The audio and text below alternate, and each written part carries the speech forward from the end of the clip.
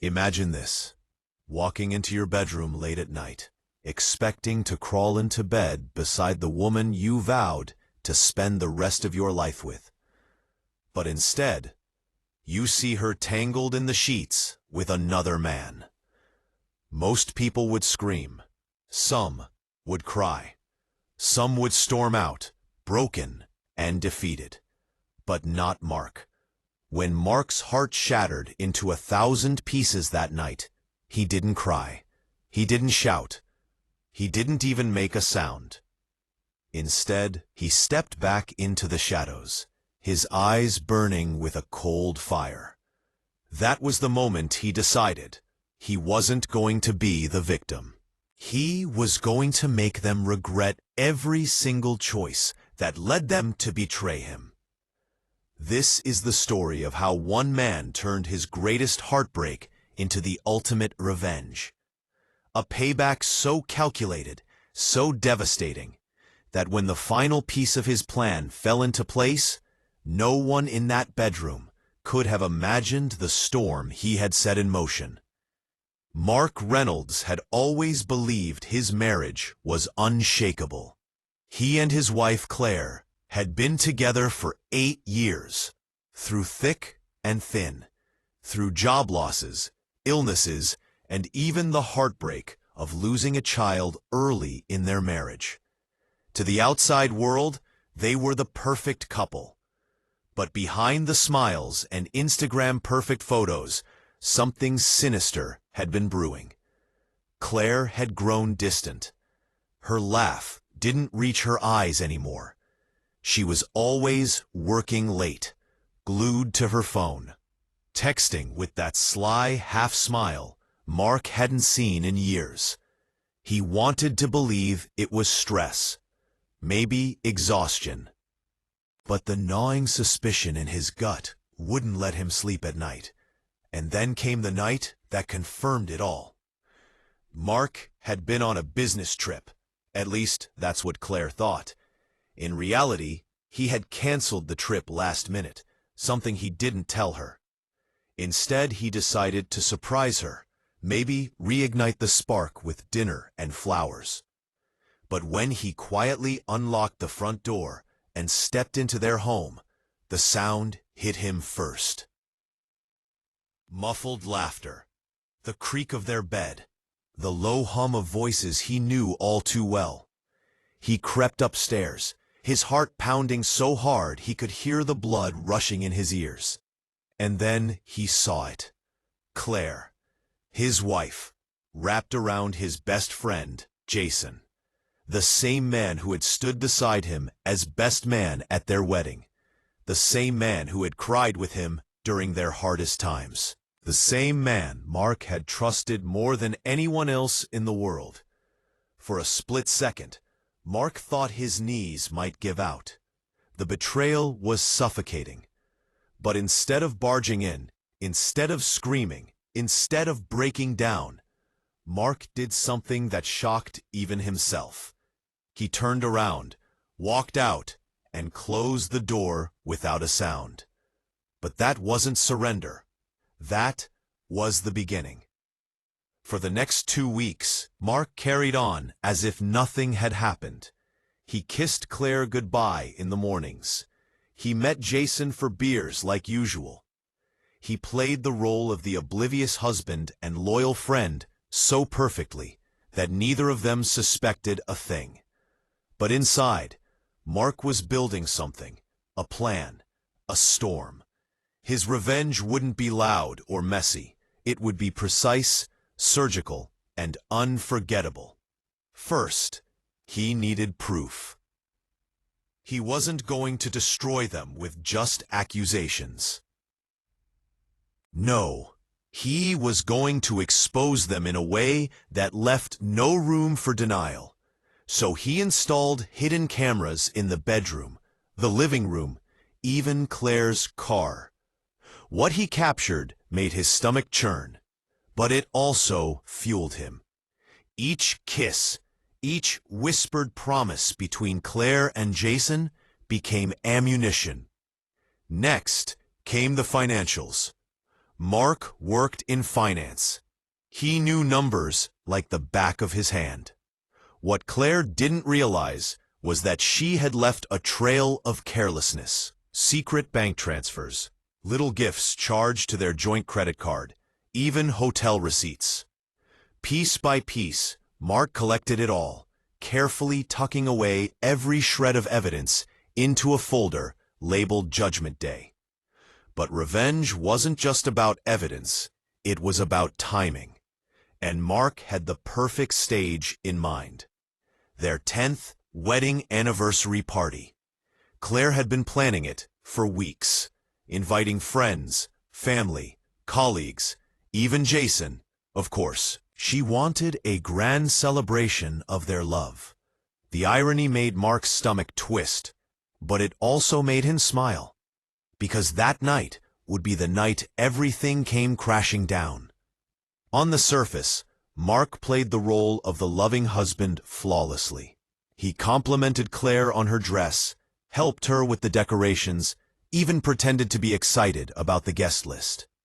But beneath that calm smile, every detail of his plan was locking into place. He rented a projector. He prepared his speech.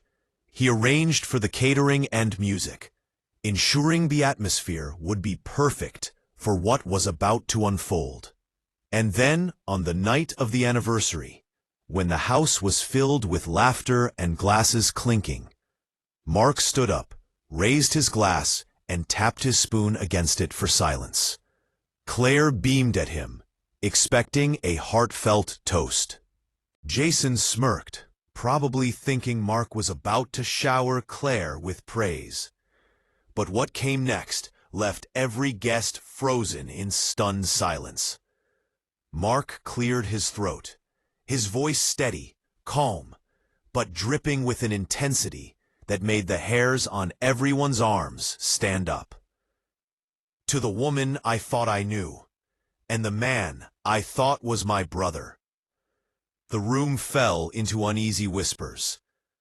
Claire's smile faltered. Jason shifted uncomfortably. Mark continued. 10 years of marriage. 10 years of love, trust, and faithfulness. Or so I believed. Tonight, I wanted to celebrate honesty. So I thought it was only fair to share the truth. The real truth. He turned to the projector. The lights dimmed, and suddenly, on the giant screen behind him, the videos began to play. Claire and Jason, tangled in the sheets, whispering promises, laughing together in stolen moments. The room gasped. Someone dropped a glass. Claire's face turned pale, her hands shaking as she tried to stammer out an excuse. Jason's mouth fell open, his confidence collapsing in front of everyone. But Mark wasn't finished. Oh, and before you think this is just about broken vows, he held up a thick folder. Here are the receipts, the lies, the theft from our marriage to fund your little games. Every penny, every transaction, every betrayal laid bare. The silence was deafening. Every guest stared in disbelief, some shaking their heads, some covering their mouths in shock. Claire's parents looked like the ground had just been ripped from under them. Jason's girlfriend, who had been standing in the corner, broke down in tears. And Mark, he simply stood there, calm as ever, watching the empire of lies collapse around them. "This," he said finally, his voice sharp as a blade, "is my anniversary gift to you both. May you enjoy the bed you've made together." And with that, he placed the microphone down, turned, and walked out. But the story didn't end there, because Mark's ultimate payback was only just beginning. Mark's dramatic reveal at the anniversary party sent shockwaves through their entire circle. The videos and evidence spread like wildfire, first among friends, then coworkers, then neighbors. It wasn't long before the betrayal became public knowledge. Claire's reputation shattered overnight. Jason's career took a devastating blow when his firm learned of the scandal. But Mark wasn't satisfied with humiliation alone. No. He wanted them to feel the same kind of suffocating betrayal he had endured. And what he did next took his revenge from shocking to absolutely unforgettable. Mark's dramatic reveal at the anniversary party wasn't just a betrayal exposed. It was a nuclear bomb dropped into the center of his marriage, his friendships, and their entire social circle. The fallout began immediately. Claire ran after him as he stormed out of the party, tears streaming down her face, her voice cracking as she begged him to listen. But Mark didn't even turn back. He slid into his car, closed the door, and drove away, leaving her cries echoing behind him. Jason, meanwhile, didn't even try to follow. He was too busy dodging the accusing stares of his own girlfriend, who had been standing in the corner during the entire reveal. She slapped him across the face in front of everyone, called him a disgusting liar, and stormed out herself. The guests were left in stunned silence. Some whispered about how cruel it was. Others muttered that Mark had every right. But one thing was certain. No one would ever forget that night. Back at his apartment, Mark sat alone with a glass of whiskey in hand. For the first time in weeks, he allowed himself to breathe. The mask was off. The truth was out. And yet there was no peace. Not yet. Because humiliation wasn't enough. No, Mark knew Claire and Jason too well. They would try to spin the story, twist the narrative, paint him as the bitter husband who had gone too far. And that Mark couldn't allow, so he began the second stage of his plan. The first target, Claire. Mark had access to every detail of their finances, and over the past few weeks, while pretending everything was normal, he'd quietly rearranged accounts, pulled his name from joint investments, and froze certain credit cards. He made sure Claire's little luxuries, spa appointments, designer clothes, and those secret rendezvous with Jason would no longer be funded by him. But he didn't stop there. He dug deeper into Claire's work life. She was a marketing manager at a high-end firm where reputation was everything. Mark anonymously sent the incriminating receipts of her business trips and client dinners directly to her boss. Within days, whispers started swirling at her office. Clients complained. Projects were pulled from her hands. Claire, once seen as polished and professional, became the subject of hushed gossip and pitying glances. And when she finally confronted Mark about it, her face red with rage, her eyes wild, he simply looked at her with icy calm and said, "You destroyed us. I'm just showing the world the truth." The second target, Jason. Mark had known Jason since college. They had shared dorm rooms, late-night pizzas, even secrets about their dreams. Jason had always been ambitious, always chasing success, but cutting corners wherever he could. Mark knew there were skeletons in Jason's closet, and he intended to drag every single one of them into the light. Using his financial expertise, Mark dug into Jason's business dealings. It didn't take long to find irregularities, small but damning, overbilled clients, hidden personal expenses charged to company accounts, and then, using an anonymous email account, Mark forwarded every detail to Jason's partners. The fallout was immediate. Jason was called into a board meeting, confronted with evidence, and stripped of his position. Overnight, he went from being a respected figure in his industry to a disgraced pariah. And the best part? Jason never suspected Mark. He thought it was just bad luck until he got a message one evening. A single line from an unknown number. Bad choices have consequences. But Mark still wasn't finished. Because revenge, true revenge, isn't just about destruction. It's about taking back control. And Mark had one more card to play. Weeks later, Claire begged Mark to meet her. She showed up at his apartment, eyes hollow, face pale, looking like a shadow of the confident woman she used to be. "Mark, please," she whispered, her voice trembling.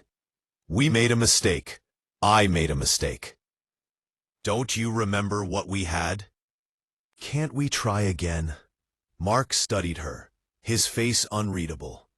"Try again?" he repeated, his voice low. "You didn't just betray me, Claire. You betrayed us, our history, our future, everything we built. There is no again." Tears streamed down her face. For the first time, she seemed to realize the gravity of what she'd lost. But Mark didn't waver. He filed for divorce the next day.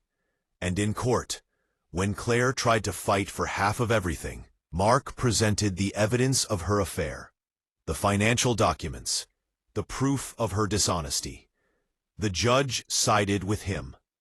Claire walked away with almost nothing. Jason, too, was drowning. His career destroyed, his reputation in ruins. Even his family turned their backs on him. He tried to call Mark once, tried to explain, but Mark never answered. Because by now, Mark understood something powerful. The best revenge wasn't just exposure. It was watching them destroy themselves with the tools he had handed them. But Mark's story doesn't end with their downfall. Because the true twist was how he rebuilt his own life from the ashes. After the dust settled, Mark found himself standing at a crossroads. For months, revenge had fueled him. Every move, every thought had been consumed by exposing Claire and Jason. But now, with them broken and humiliated, he felt empty. He had won, but what came after victory? Mark decided he wasn't going to let their betrayal define him. He wasn't going to live in bitterness. Instead, he would rise higher, not just in career, not just in wealth. So he took the same meticulous planning he had used for revenge and redirected it into rebuilding himself. First, he threw himself into his career. With Jason gone, new opportunities opened up. Mark's financial expertise caught the eye of a powerful investor who offered him a partnership. Mark poured every ounce of focus into it, building a thriving firm that soon outshined Jason's old company. Success became his new weapon. But he didn't stop there. He started traveling, something Claire had always claimed they couldn't afford or didn't have time for. Paris, Rome, Tokyo. He ate food he had only seen in magazines, walked the streets he had only dreamed of, and slowly, he began to feel alive again. Friends who had once pitied him now admired him. He wasn't the man who had been betrayed anymore. He was the man who had turned betrayal into a launchpad. One evening, while at a charity gala, Mark met someone. Her name was Evelyn, smart, kind, with a laugh that felt genuine, unforced. She wasn't impressed by his money or his status. She liked him for him. And for the first time in years, Mark allowed himself to believe in love again. But just when he thought the past was behind him, it came crashing back. Claire showed up at his office one afternoon, unannounced. She looked worse than ever, her clothes wrinkled, her eyes sunken, her hands trembling. "Mark, I need your help," she whispered. He stared at her stunned. "Help?" he said coldly. "After everything?" She nodded, tears welling in her eyes. "Jason's gone. He He left me. I lost my job. I'm losing the house. I don't have anyone else. Mark leaned back in his chair, studying her. For years, he had dreamed of seeing her broken like this. And now, here she was, shattered, desperate. But instead of satisfaction, he felt something else. Pity. "Claire," he said quietly, "you made your choices. You burned the bridge between us, and now you have to live with it." She sobbed, pleading with him, but Mark stood firm. He had already given her the gift of exposure. He wasn't going to give her redemption too. And with that, he turned his back on her for the last time. Jason, on the other hand, spiraled even further.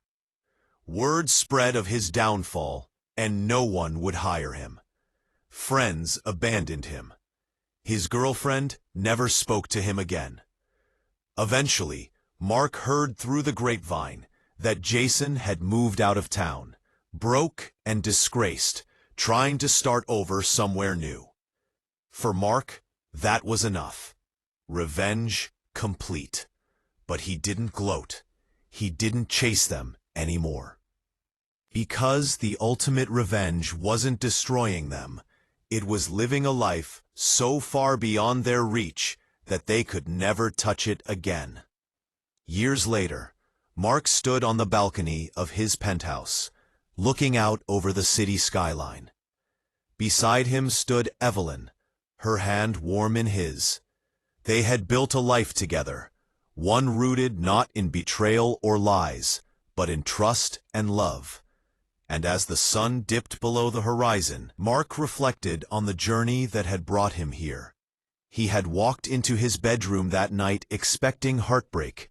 Instead, he had found the spark that lit his transformation. Claire and Jason had thought they broke him, but in reality, they made him stronger. Because true revenge isn't just exposing those who betray you. It's proving to yourself and to the world that you are unbreakable.